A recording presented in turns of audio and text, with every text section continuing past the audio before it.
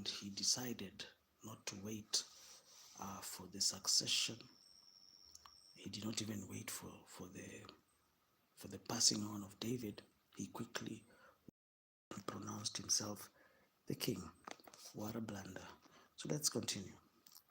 Now, let me advise you how you can save your own life and the life of your son Solomon. Go into King David and say to him, my Lord and King, did you not swear, surely Solomon your son shall be king after me and sit on my throne?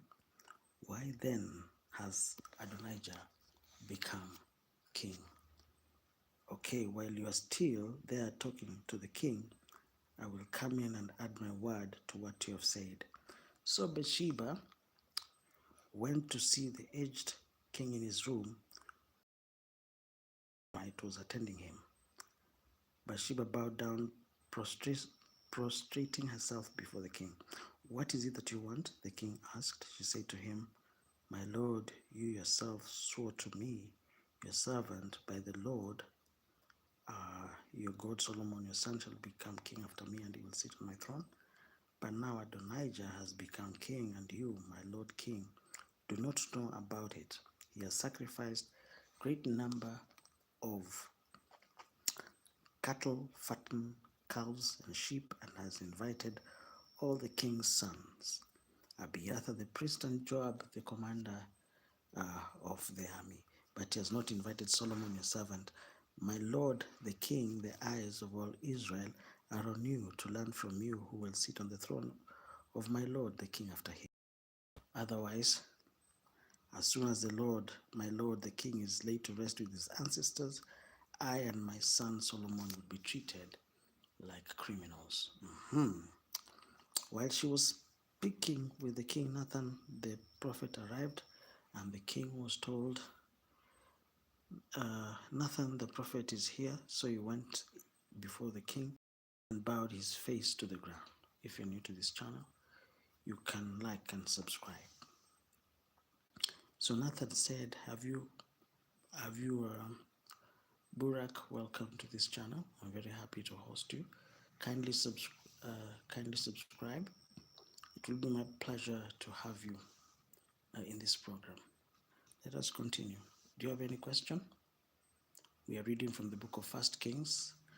We have covered the scripture from Genesis. Now we are here in 1 Kings. And, and I'm very happy because we are moving in very good speed. And I hope that by the end of this month, we will have cleared reading the entire scripture. It's a challenge that we have in this program, and I hope that you will be part of this interesting journey of ours. Are we together? You'll be part of this program, and I know that in the process you will gain something from this program. Are we together? I can give you a quick summary of what is happening in chapter 1. Adonijah has proclaimed himself king, and he has gone ahead of others. Other people have been overtaken by events. Solomon and his mother were also overtaken by events. So this man was planning. He had set, something in motion, and the army was preparing to swear in Adonijah. So also because there was a sense of urgency, Nathan the prophet, went to David together with Bathsheba, and they were able to make their case to David. But let's go back to chapter 1. There's a point that I don't want us to miss. You see, 1 Kings chapter 1 verses 3, it says, his father had not rebuked him by saying, why do you behave as you do? So also, remember, here, I'm not saying whatever Adonijah did, it was within his birthright to claim that he should be the next king of Israel, because he was the son of David also, and the mother was called Haggith. So whatever Absalom did was within the boundaries of what was right. Are we together? Yes. I was trying to explain to somebody that Adonijah was not out of order. Adonijah was not out of order. What they were scared of, the only thing that they were scared of is they were not invited to the coronation of Adonijah. Because here, when you read, you said, but he did not invite Nathan, Benaiah, or his brother Solomon. So whatever that Adonijah did, legally, it was within the legal boundaries. There was nothing that he did that was, he was not breaking any law. Are we together? But so here, it was a question of favor.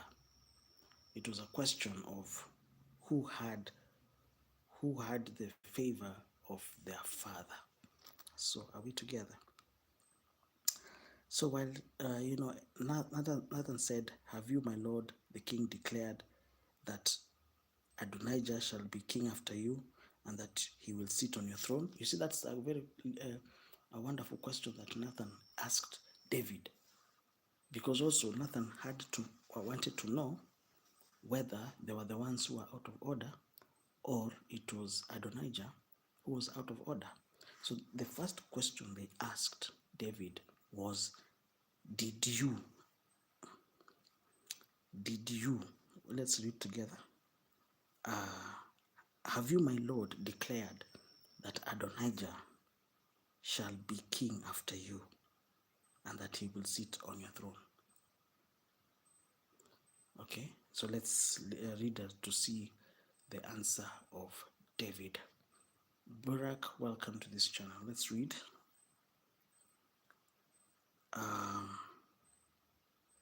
Today he has gone down and sacrificed great number of cattle, fattened cows and sheep. He has invited all the king's sons, the commanders of the army, and Abiathar the priest. At this moment they are eating and drinking with him, saying, "Long live Adonijah. But me and your servant Zadok the priest and Benaiah the son of Jehoiada and your servant Solomon he did not invite." So here the bone of contention is that they were not invited to the party of Adonijah. But was Adonijah out of order? No, he wasn't out of order. He was acting within the boundaries, the legal boundaries. And so we had to go back, they had to go back to David, because he was still alive. And he was the one to decide who was to sit in his place. The event that is not around. So let's continue. Is this something my lord the king has done without letting his servants know who should sit on the throne of my lord the king after him? Are we together? So let's continue reading. Ladies and gentlemen, we just have 1 hour. If you have any question, I'll be more than happy to answer you. If you have any suggestion, any comment, I'll be more than happy to answer your question. We just have a few minutes, and I wish to be, because of the interest of time, I wish to be very economical with how we are spending this, this window of opportunity. I want us to be judicious when it comes to the questions that you ask. I want you to be judicious when it comes to, is the question that you're asking, is it related to the scripture? Kindly refrain from irrelevancy. Refrain from asking questions that are stuck in between irrelevancy and other things. So I don't want to use that. I don't want to use bad words. So let's continue. Any question? If you have any question up to there, I'll be more than happy to answer you. If you've not if you're new to this channel, kindly subscribe. I will be more than happy to attend to you. Is there anyone? Kindly subscribe. Let us continue. Okay, then King David said, calling Bathsheba. So she came into the king's presence and stood before him. The king then took an oath, as surely as the Lord lives, who has delivered me out of every trouble, I will surely carry out this day that I swore to you by the Lord, the God of Israel. Solomon your son shall be king after me, and he will sit on my throne in my place.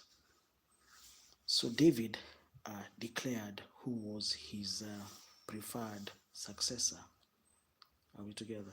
And surely, contrary to what the army expected, contrary to what, other people expected, it was not Adonijah, it happened to be Solomon. So let us continue. Then Bathsheba bowed down with her face on the ground, prostrating herself before the king and said, may the Lord, King David, live forever. King David said, call in Zadok the priest, Nathan the prophet, and Benaiah the son of Jehoiada. When they came before the king, he said to them, take your Lord's servants with you and put Solomon my son on my own mule and take him down to Gihon. So that was a ritual that was supposed to take place. David took his mule. He gave Solomon his mule. He called Zadok the priest. He called Nathan the prophet. He called Benaiah, the son of Jehoiada. And, they started preparing the coronation of Solomon. So let's continue. There shall Zadok the priest and Nathan the prophet anoint him king of Israel, blow the trumpet and shout, long live King Solomon. Then you are to go up with him, and he is to come and sit on my throne and reign in my place. Okay, I've appointed him ruler over Israel and Judah. If you have any question up to there, I would be more than happy to answer your question. I'm wondering, why is it that you're not asking me questions? Does it mean the scripture is flowing?